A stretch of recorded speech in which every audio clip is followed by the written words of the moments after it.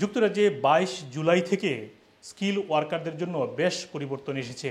তবে যারা এদেশে অলরেডি ওয়ার্ক পারমিটে রয়েছেন তাদের সুইচিং এবং এক্সটেনশনের ক্ষেত্রে কি করতে হবে সে বিষয়ে আমরা আরও বিস্তারিত জানব গিগা লিগ্যাল সলিসিটরসের প্রিন্সিপাল সলিসিটর সজীব হোসেনের কাছ থেকে। গভর্নমেন্ট যখন তাদের স্টেটমেন্ট অফ চেঞ্জ ইন্ট্রোডিউস করে সাথে করে কিন্তু একটা এক্সপ্লানেটরি নোট প্রোভাইড করে এটা হেল্প করার জন্য প্র্যাকটিশনার্স এবং অ্যাপ্লিকেন্টস তাদেরকে। তো এই এক্সপ্লানেটরি নোটের 5.5 প্যারাগ্রাফে কিন্তু স্পষ্ট করে বলে দেওয়া আছে যে যেসব মানুষ অলরেডি এই রুটের মধ্যে আছে তারা এফেক্টেড হবে না। তার মানে তারা চাইলে এক্সটেন্ড করতে পারবে, তারা চাইলে সুইচ করতে পারবে, চাইলে ডিপেন্ডেন্ট ইনক্লুড করতে পারবে। এই ক্ষেত্রে কোনো পরিবর্তন নেই। এখন আরেকটা খুবই ইম্পর্টেন্ট হচ্ছে যেহেতু লেভেল 6 যেটা বলা হচ্ছে যে বা নিচের জবগুলো তো অলরেডি মানে বিলুপ্তি করা হয়েছে, এখন যদি কেউ 3-তে থাকে সে কোথায় সুইচ করবে? সে কি 3-তে করতে পারবে নাকি 6-এ যেতে হবে? এই ট্রানজিশনাল অ্যারেঞ্জমেন্ট অনুযায়ী এবং 5.5 যে এক্সপায়ারি নোট অনুযায়ী তারা সেম পজিশনে পারবে, চাইলে অন্য কোনো পজিশনেও পারবে, এক্ষেত্রে কোনো সমস্যা নেই। তাহলে সমস্যাটা কোথায়? ট্রানজিশনাল অ্যারেঞ্জমেন্ট যে পারবে না বলা হচ্ছে, এটার সমস্যাটা কোথায়? এখন নো ট্রানজিশনাল অ্যারেঞ্জমেন্টের একটা টার্ম আমি শুনতেছি অনেক জায়গা থেকেই।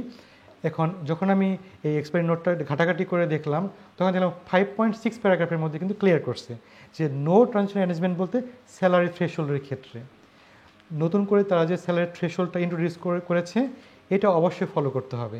এই স্যালারি থ্রেশহোল্ডের ক্ষেত্রে কোনো ট্রানজিশনাল অ্যারেঞ্জমেন্ট নেই। যদি এক্সপ্লেইন করেন কি এক্সাম্পল অনুযায়ী কত দিতে হবে বা কি হবে? হ্যাঁ, ধন্যবাদ।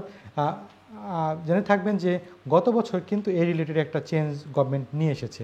তার মানে এক্সাম্পল দিয়ে যদি আমি বলি, কাউকে যদি 26,400 দিয়ে বেশ কয়েক বছর 2 বছর 3 বছর আগে রিক্রুট করা হয়, তার যদি এখন এক্সটেন্ড করতে হয় ভিসা, সেই ক্ষেত্রে গত বছর যদি হতো তাহলে 26,400 অটোমেটিক্যালি সেটা 29,000 পাউন্ড দেওয়ার কথা ছিল।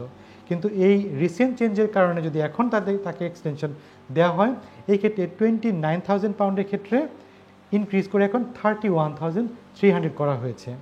এবং ওভারঅল কিন্তু আমরা জানি যে বেশ কিছু জবের ক্ষেত্রে এবং বেশ কিছু নিউ এন্ট্রেড ক্যাটাগরির ক্ষেত্রে লো স্যালারি পে করে রিক্রুট করা যেত, সেই ক্ষেত্রে কিন্তু এটা চেঞ্জ এনেছে।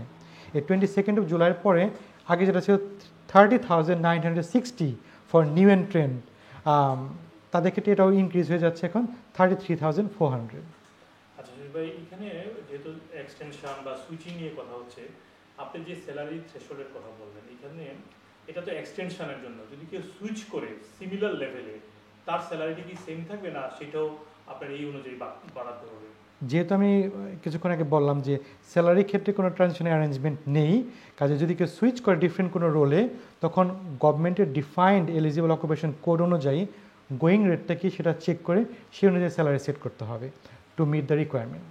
ধন্যবাদ আপনাকে। আর দুইটা ছোট ছোট প্রশ্ন, একটা হচ্ছে যারা এই দেশে গ্রাজুয়েট রুটে রয়েছেন তাদের সুইচ করা বা ধরেন তারা ওয়ার্ক পারমিটে যেতে হলে 22 তারিখের আগে বা পরে কি ধরনের তাদের জন্য ইফেক্ট আসবে? ধন্যবাদ। আমি একটু ক্লিয়ার করে নিই এই বিষয়টা। যদি কেউ গ্র্যাজুয়েট ভিসা থেকে স্কিল ওয়ার্কারে সুইচ করতে চায়, তো সেই ক্ষেত্রে যদি 22 জুলাইয়ের আগে কেউ অ্যাপ্লাই করে ভিসা পায় অথবা কস ইস্যু হয়, তারপর 22 জুলাই পরে গিয়ে ভিসা পেলেও কিন্তু তারা কোনো সমস্যার সম্মুখীন হবে না। তার মানে গ্র্যাজুয়েট ভিসা থেকে চাইলে 22 জুলাইয়ের আগ পর্যন্ত যদি কারো কস ইস্যু করে লেভেল 6-এর নিচে করে কোনো সমস্যা নেই। কিন্তু যদি 22 জুলাইয়ের পরে গিয়ে কারো কস ইস্যু হয় তাহলে কিন্তু নতুন নিয়মটা অ্যাপ্লিকেবল হবে এবং ফলো করতে হবে।